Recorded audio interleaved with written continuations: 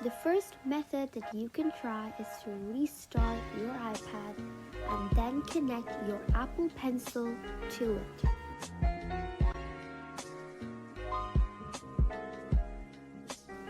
Go to Settings and make sure that Bluetooth is turned on. On the same screen, look under My Devices for your Apple Pencil. If you see it, tap on Forget this device. Connect your Apple Pencil into your iPad and then tap the pair button when it appears after a few seconds. If you don't see the pair button, wait for 1 minute while your Apple Pencil charges. Then try connecting your Apple Pencil again and wait until you see the pair button.